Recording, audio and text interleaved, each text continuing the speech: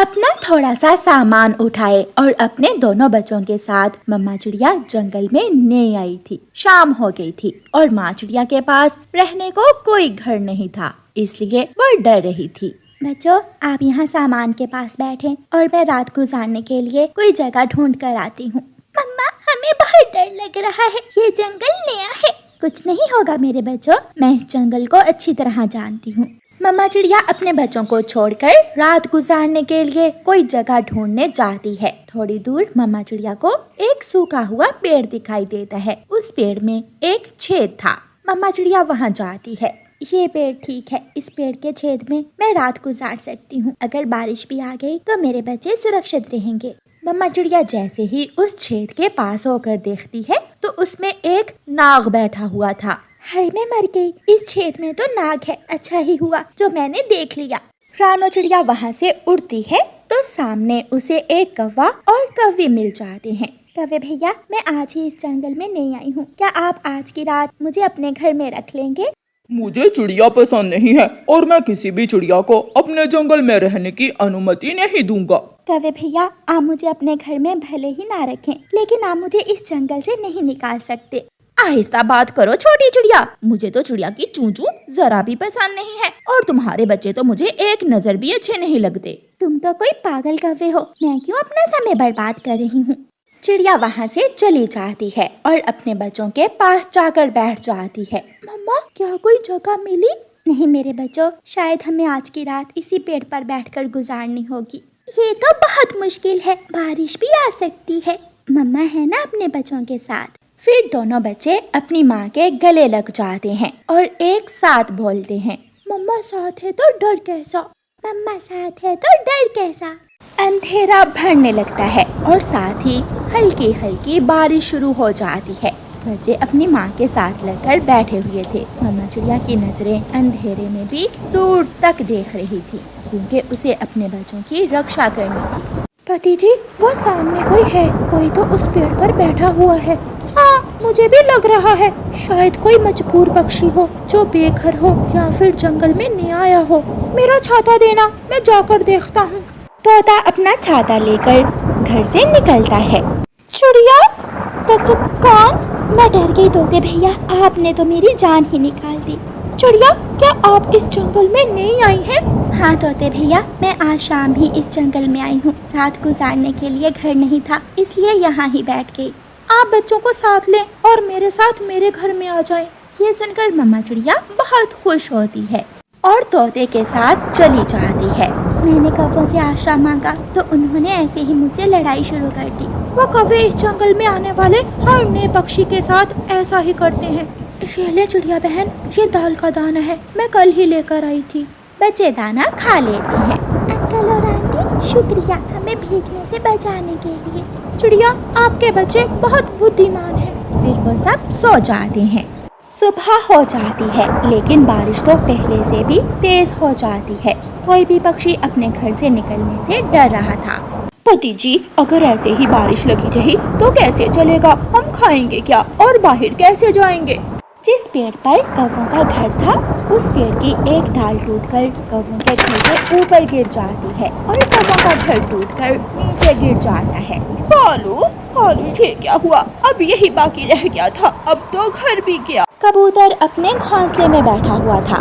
तेज हवा का झोंका आता है और कबूतर का घोंसला उड़ाकर ले जाता है। कबूतर नीचे जमीन पर गिरता है और उसका घोंसला सीधा जाकर नदी में गिर जाता है। लुट गया, मैं बर्बाद हो गया, सब टूट गया, मेरा घोंसला टूट गया। बारिश तो तूफान में बदल चुकी थी। सभी पक्षियों के घर टूट रहे थे। जिस घर में चिड़िया अपने बच्चों के साथ थी, वो घर तोते ने अभी 1 महीना पहले ही बनाया था, लेकिन वो घर भी बारिश और हवा के जोर से हिलने लगता है। तोते भैया, बच्चों सब बाहर चलो, सब बाहर चलो, ये घर गिरने वाला है। चिड़िया शोर मचाती है। वो सब घर से बाहर चले जाते हैं और घर धड़म से नीचे गिरता है और पूरी तरह टूट जाता है। सारे जंगल के पक्षी बरगद के बड़े पेड़ के नीचे जमा हो जाते हैं। मनहूस चिड़िया, ये सब तुम्हारी वजह से हो रहा है। कल शाम से तुम इस जंगल में आई हो और साथ ही तूफान और बारिश लेकर आई हो। मैंने क्या किया है? मैं कौन सा बारिश को साथ लेकर आई हूँ? लड़ने का समय नहीं है, अब सोचना होगा कि सबको कहाँ रहना होगा। मैं आप सबके लिए एक बड़ा घर बना सकती हूँ। क्या इस जंगल में कोई केले का पेड़ है? सुन लो अब इस चिड़िया की चूं-चूं, भला केले के पेड़ से भी घर बनता है? केले की लकड़ी से चिड़िया मजबूत घर बनाएगी। दोनों कौवे हंसने लग जाते हैं। लकड़ी से नहीं, मैं केले के पत्तों से बड़ा सा घर बनाऊंगी जो हम सबको बारिश से बचाएगा। केले का पेड़ नदी के पास है, मैंने देखा था, मैंने कल ही देखा था। तो फिर सब चलो, हम वहाँ से एक एक पत्ता तोड़कर ले आते हैं। हम तो नहीं जाएंगे, क्योंकि चिड़िया का बनाया हुआ घर ऐसी तेज बारिश में कहाँ टिक पाएगा। बच्चों, आप यहाँ बैठ जाओ। नहीं मम्मा, हम भी आपकी मदद करेंगे। फिर वो सब नदी के पास केले के पेड़ से पत्ते लेने चले जाते हैं। केले के पेड़ से एक एक पत्ता तोड़ने के बाद वो सब वापस आते हैं। फिर रानो चिड़िया केले के पत्तों से एक मजबूत घर बनाना शुरू करती है। तोता, कबूतर और तोती चिड़िया की मदद करते हैं और बच्चे मम्मा को पत्ते पकड़ाते हैं। वो सब तेज बारिश में ही काम जारी रखते हैं। कालू, इस चिड़िया की बच्ची ने तो सच में सुरक्षित घर बना लिया है। अभी भी मौका है, चलो हम भी एक एक पत्ता ले ही आते हैं। फिर कौवा और कौवी भी नदी पर जाते हैं और पेड़ से एक एक पत्ता तोड़ लेते हैं। चिड़िया ने केले के पत्तों से बहुत ही सुंदर घर बना लिया था। वो सब केले के पत्तों के घर में चले जाते हैं। ये घर तो बहुत सुरक्षित है, यहाँ बारिश का पानी नहीं है। बाहर कौवे आते हैं। चिड़िया चिड़िया, हम भी केले के पत्ते ले आए हैं। अब हमने पत्तों से घर बना लिया है, अपने पत्ते अपने पास ही रखो। नहीं कबूतर भैया, इन कौवों को भी घर में आने दें, क्योंकि इनकी दुश्मनी भी मुझे अच्छी लगी है। फिर गोरी और कालू भी केले के पत्तों के घर में चले जाते हैं और खुद को बारिश से बचा लेते हैं। प्यारे दोस्तों, इस कहानी को लाइक, अपने दोस्तों के साथ शेयर और चैनल को सब्सक्राइब करना बिल्कुल मत भूलना। आपका धन्यवाद। दूर किसी जंगल में कालू कौवा और बुरा कौवा दो भाई कौवे रहते थे। कालू कौवा अपनी पत्नी गोरी कौवी के साथ अलग घर में रहता था और छोटा भाई बुरा कौवा अपनी माँ के साथ ही रहता था। उनकी माँ कई दिनों से बीमार थी। एक दिन कालू कौवे और बुरे कौवे की माँ अपने छोटे बेटे बूरे से कहती है, बूरे बेटा, जाओ और अपने बड़े भाई को बुला कर लाओ, मैं तुम दोनों से कुछ कहना चाहती हूँ। माँ जी, मैं अभी जाता हूँ। फिर बुरा कौवा अपने बड़े भाई कालू कौवे को बुलाने जाता है। बड़े भाई, माँ आपको बुला रही है, माँ ने कोई बात करनी है। सासू माँ की दवा खत्म हो गई होगी, तुमसे अपनी माँ की दवा भी नहीं ला होती। जाओ और जाकर खुद दो दवा लाकर माँ को। माँ को दवा मैंने कल ही ला कर दी है, माँ ने कोई और बात करना है। गोरी, मैं जाकर देखता हूँ। तुम रुको अभी, और बूरे देवर जी तुम जाओ, मैं अभी कालू को तुम्हारे पीछे ही भेजती हूँ। बुरा कौवा चला जाता है। कालू जी, मुझे शक है सासू माँ मरने वाली है और सासू माँ तुम दोनों भाइयों में जायदाद बांट कर देगी। याद रखना कालू, जो खेत नदी के पास है हम वही खेत लेंगे। ठीक है, तुम मुझे जाने तो दो। फिर कालू कौवा अपनी माँ के पास जाता है। कालू बेटा, तुम आगे। बेटा कालू, कल से मेरी तबीयत ज्यादा खराब है। बेटा कालू, मैं तुम दोनों भाइयों में तुम्हारी जायदाद बांट देना चाहती हूँ। माँ जी, अच्छे काम में देर क्यों, जल्दी करें, जल्दी मुझे नदी के पास वाला खेत दे दो। नदी के पास वाला खेत मैं लूंगा। माँ, पिताजी ने भी यही कहा था। पिताजी ने कहा था कि नदी के पास वाला खेत मुझे मिलेगा।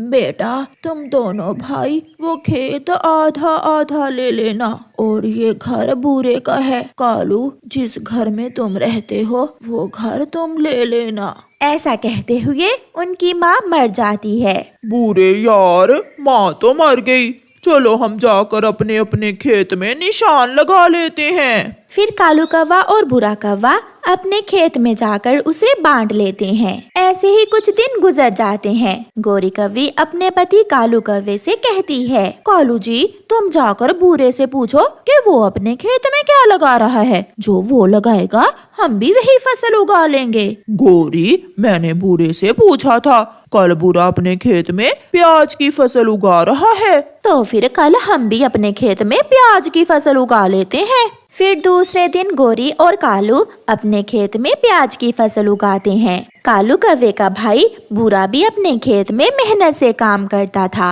दिन गुजरते गए और फिर कालू और बूरे की प्याज की फसल तैयार हो जाती है। बूरा कौवा अपनी फसल से प्याज की एक बोरी निकालकर बाजार ले जाता है। गोरी और कालू भी एक बोरी प्याज लेकर बाजार पहुंच जाते हैं। प्याज प्याज 50 रुपए किलो, बड़े बड़े अच्छे प्याज 50 रुपए 50 रुपए। प्याज प्याज 40 रुपए किलो, 40 रुपए किलो। कालू का छोटा भाई 40 रुपए किलो प्याज दे रहा था, इसलिए थोड़ी ही देर में बूरे के सारे ही प्याज बिक जाते हैं और उसे अच्छा मुनाफा होता है। कालू, इस बूरे का कुछ करना होगा, इसके प्याज बिक गए और हम सुबह से बैठे मक्खियां मार रहे हैं। गोरी, मैंने सोच लिया है हमने क्या करना है। तुम ये प्याज की बोरी मेरे सर पर रखो और हम घर चलते हैं। फिर गोरी और कालू कौवा अपने प्याज लेकर घर चले जाते हैं। रात हो जाती है। कालू जी, क्या सोचा है तुमने? गोरी, हम ऐसा करते हैं कि छोटे भाई बूरे के प्याज और अपने खेत से सारे ही प्याज निकाल लेते हैं और सुबह नाटक करेंगे कि प्याज कोई चोरी करके ले गया है ना? ऐसा ही सोचा है ना तुमने? हाँ, और फिर जब प्याज महंगे होंगे तो हम दुगनी कीमत में सारे ही प्याज बेच देंगे। कालू, ऐसे तो हमें बहुत मुनाफा होगा। फिर वो पति पत्नी बोरियां लेकर खेत में जाते हैं। गोरी, तुम बूरे के खेत से प्याज निकालो और मैं हमारे खेत से प्याज निकालता हूँ। जल्दी करना कालू जी, कहीं बुरा हमें देख ना ले। फिर वो दोनों पति पत्नी ऐसा ही करते हैं। वो सारे प्याज निकालकर अपने घर ले जाते हैं और एक कमरे में छुपा कर रख देते हैं। सुबह हो जाती है। मैं लुट गया, मेरे खेत से किसी ने प्याज निकाल लिए। मेरी मेहनत की फसल कोई चोरी करके ले गया। शोर सुनकर गोरी और कालू भी वहाँ आ जाते हैं। देवर जी, हम भी लुट गए।